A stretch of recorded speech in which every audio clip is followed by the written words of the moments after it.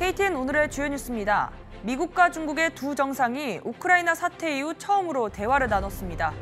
이런 가운데 푸틴 러시아 대통령은 우크라이나 침공이 정당했다고 연설했습니다. 최근 러시아의 국영 TV 생방송에서 기습 시위를 한 직원이 징역형을 받을 위기에 처하자 세계 각국에서 망명을 돕겠다며 지지를 보내왔습니다. 작년 미국의 집값이 평균 근로소득보다 빠르게 오른 것으로 조사됐습니다. 이상 오늘의 주요 소식 잠시 후 전해드립니다.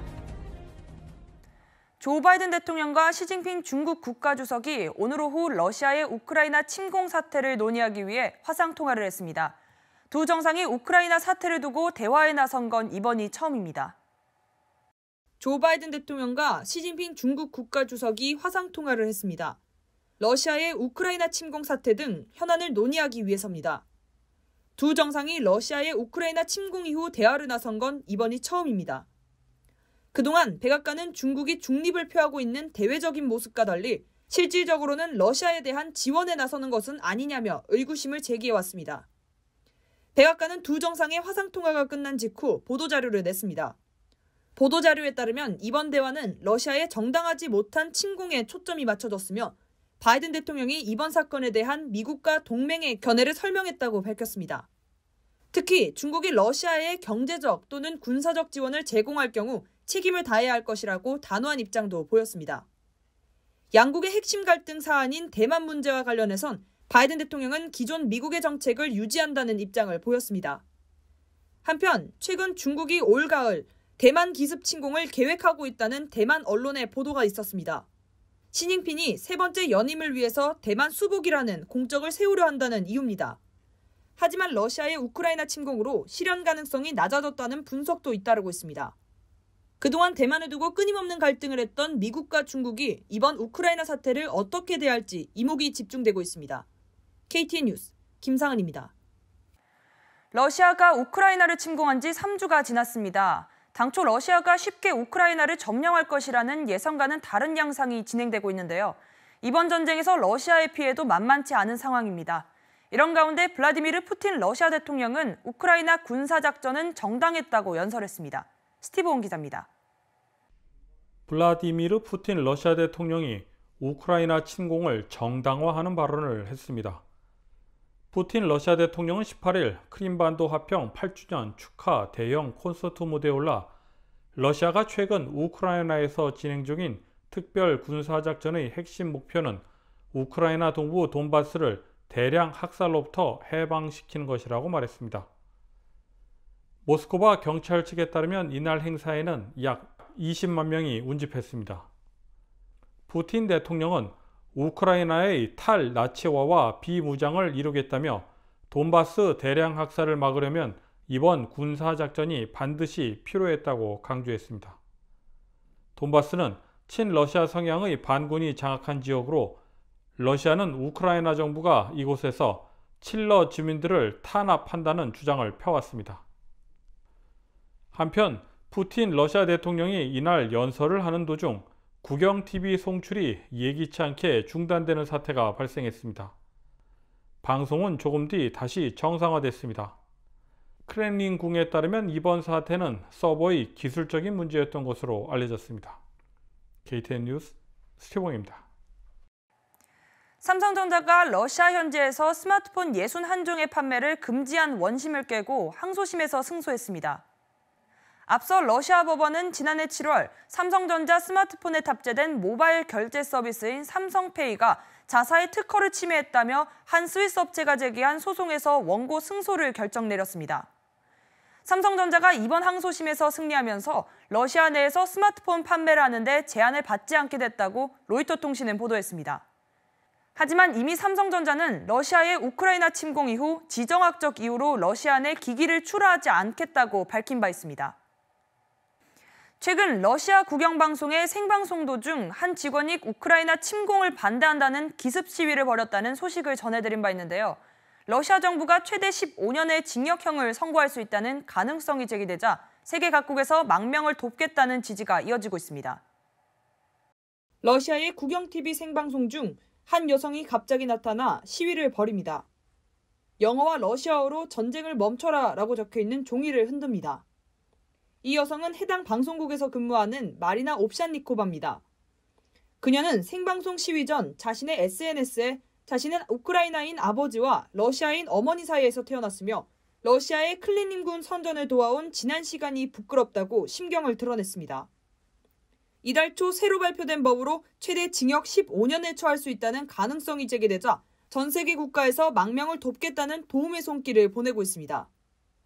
다행히도 지난 15일 옵스야니코바는 14시간이 넘게 신문을 받은 뒤 3만 루, 달러로 환산하면 약 280만 달러의 벌금형을 받고 풀려났습니다. 하지만 아직 추가 처벌 가능성도 남아있는 상태입니다. 한편 옵스야니코바의 시위 이후 젤렌스키 우크라이나 대통령은 영상편지를 통해 진실을 전하려는 모든 러시아인들에게 감사하다고 말했으며 마크롱 프랑스 대통령은 대사관 보호나 망명 등을 통해 그녀를 보호하는 외교적 노력을 시작할 것이라고 밝혔습니다. KTN 뉴스 김상한입니다. 국제유가가 다시 배럴당 100달러 선을 넘어섰습니다. 뉴욕 상업거래소에서 4월 인도분 서부 텍사스 원유는 전날보다 배럴당 8.4% 오른 102.98달러로 거래를 마쳤습니다. 종가 기준으로 배럴당 100달러를 넘어선 것은 거래 3일 만입니다. 이 같은 현상은 러시아발 공급 감소에 대한 우려 때문인 것으로 풀이됩니다. 한편 국제에너지기구 IEA는 최근 보고서에서 4월부터 하루 300만 배럴의 러시아산 원유와 석유 제품 생산이 중단될 것이라고 밝힌 바 있습니다. 미국의 집값 상승이 계속되고 있는 가운데 지난해 미국인들은 근로소득보다 집값 상승으로 더 많은 돈을 번 것으로 나타났습니다. 이 같은 현상은 21년 만입니다. 스티브 온 기자입니다.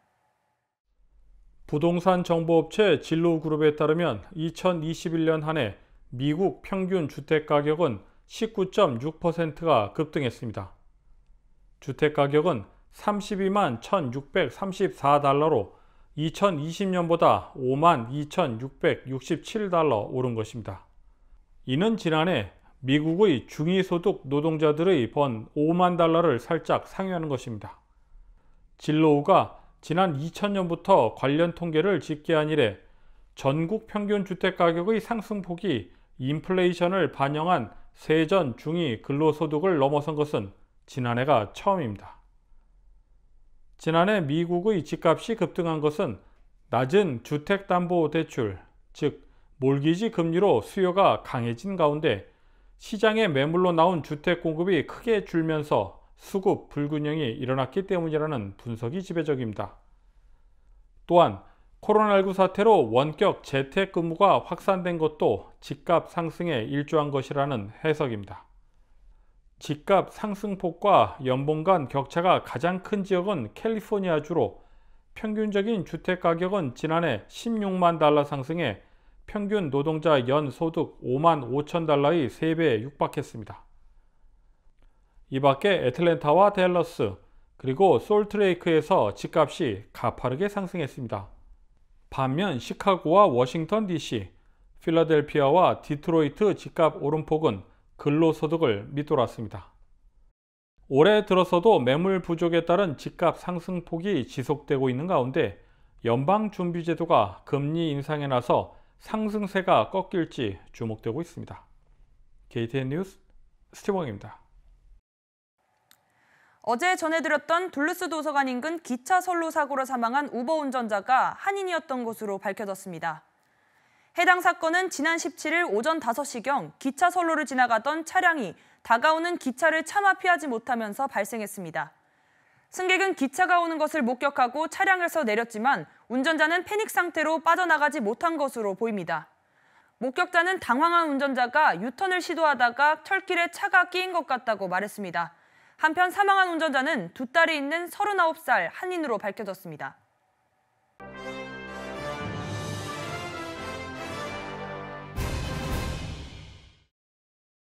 마블 작품에서 악당 로키를 연기한 톰 히들스턴과 마블 영화 더 마블스에 캐스팅된 자외 애슈턴이 약혼했다고 18일 CNN 방송이 보도했습니다. 히들스턴과 애슈턴은 2019년 연극에 함께 출연하며 교제를 시작했습니다. 두 사람은 최근 영국 아카데미상 시상식에 나란히 참석했고 애슈턴은 약혼 반지를 끼고 등장했습니다. 히들스턴은 마블 영화 어벤져스와 토르 시리즈에서 안티 히어로 로키 역을 맡았고 애슈턴은 내년 개봉하는 캡틴 마블의 속편 더 마블스에 출연할 예정입니다. 재미동포 인구가 192만여 명인 것으로 추정된다는 보도가 나왔습니다. 연방 센서스국이 발표한 자료를 인용해 미주와 한국일보와 미주중앙일보가 18일 보도한 바에 따르면 2020년 기준 재미동포 인구는 192만 6,508명으로 집계됐습니다. 전년 190만 8,053명에 비해 2만 명 넘게 증가한 것입니다. 연방 센서스국은 2016년부터 2020년 아메리칸 커뮤니티 서베이를 분석해 이 같은 인구 현황을 발표했습니다. 재미동포 인구가 가장 많은 곳은 캘리포니아주로 55만 7,491명으로 집계됐습니다. 주내 한인은 로스앤젤레스 카운티 23만 1,147명, 오렌지 카운티 10만 8,693명으로 추산됐습니다. 또한 뉴욕주 한인은 14만 4,002명, 뉴저지주는 10만 5,694명, 텍사스주는 10만 9,922명, 버지니아주는 9만 3,825명 등으로 나타났습니다. 피아니스트 이소연이 줄리아드 음대 피아노과 교수로 임용됐습니다. 이 학교 피아노과에서 아시아 여성 교수는 처음입니다. 줄리아드 음대에서 학사 석사 및 아티스트 디플로마 과정을 거친 이소연은 2004년 콘서트 아티스트 길드 콩쿠르와 2010년 나움버그 피아노 콩쿠르에서 1위에 오른 바 있습니다. 이소연은 현재 신시내티 음악대학 교수로 재직 중이며 오는 7월 줄리아드 교수진에 합류하게 될 예정입니다. 다음은 코로나19 소식입니다. 오늘의 코로나19 현황을 스티븐 기자가 종합했습니다. 3월 18일 2시 50분 기준 미국 내 코로나19 누적 확진 환자는 8,135만 3,148명, 누적 사망자는 99만 6,118명입니다. 어제 하루 동안 신규 확진 환자는 6만 867명 늘었고 신규 사망자는 1,307명 증가했습니다. 주별 누적 확진 환자는 캘리포니아, 텍사스, 플로리다, 뉴욕, 일리노이 순으로 많습니다. 주별 누적 사망자는 캘리포니아, 텍사스, 플로리다, 뉴욕, 펜실베니아 순입니다. 다음은 조지아주 코로나19 현황입니다. 오늘 오후 2시 50분 집계에 따르면 조지아주의 누적 확진 환자는 192만 2,372명, 누적 사망자는 3만 684명으로 집계됐습니다. 신규 확진 환자는 900명 증가했고 신규 사망자는 54명 늘었습니다. 다음은 카운티별 집계입니다. 풀턴 카운티 누적 확진 환자 18만 3,292명, 누적 사망자는 2,018명입니다. 어제 하루 동안 신규 확진 환자는 182명, 신규 사망자는 5명 늘었습니다. 귀네 카운티 누적 확진 환자 17만 3,593명, 누적 사망자는 1,711명입니다. 신규 확진 환자는 57명 증가했고 신규 사망자는 4명 늘었습니다. 이상 오늘의 코로나19 현황이었습니다. 이상으로 KTN 뉴스를 모두 마칩니다. 시청해주신 여러분 고맙습니다.